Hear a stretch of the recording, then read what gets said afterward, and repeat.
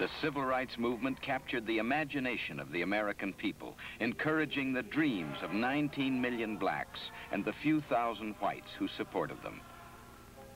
John F. Kennedy was elected to the White House, and the war in Vietnam was escalated. Black Americans struggled to desegregate buses, restrooms, lunch counters, swimming pools.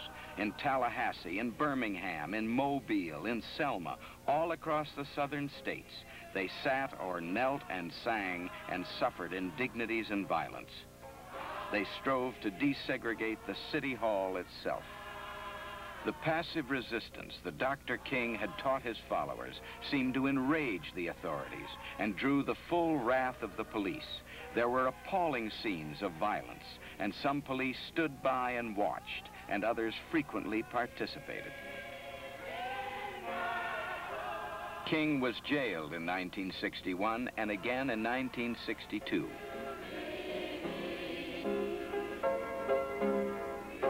In 1963, he organized a huge march of protest through the streets of Birmingham.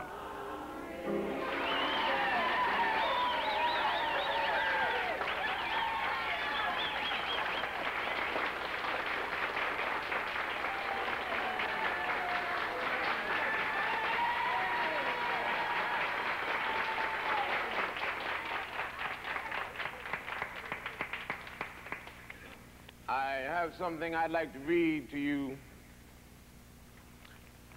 This is something that President Kennedy has broadcast to the nation.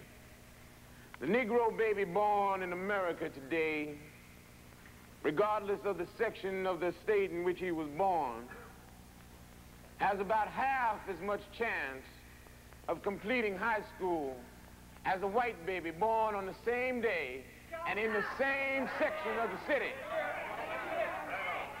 He has 1/3 as much chance of completing college.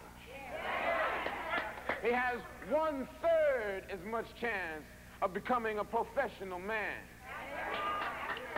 He will have a life expectancy that is 7 years shorter. He has twice as much chance of becoming unemployed. And he has the prospects of making only half as much money during his entire lifetime. I say to you today, this is the reason we are marching to Birmingham.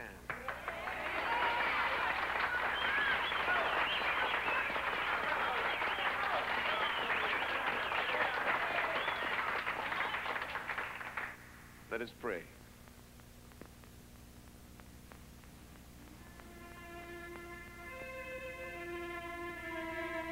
I say if the streets of Birmingham must flow with a little blood, then let it be our blood. And let it flow in the spirit of Jesus Christ on the cross.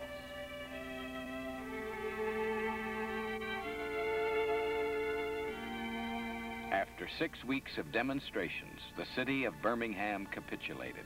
The leaders of the white community could stand the scenes of horror no longer, and segregation in Birmingham died.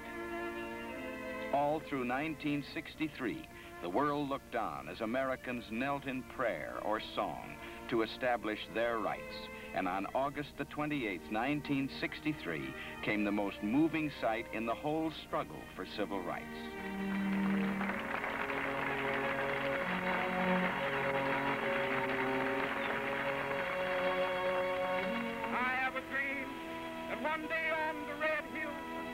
That sunny day, Dr. King led 250,000 Americans through the nation's capital. The crowd was without guns, but not without strength, for its most powerful weapon was love. Members of every class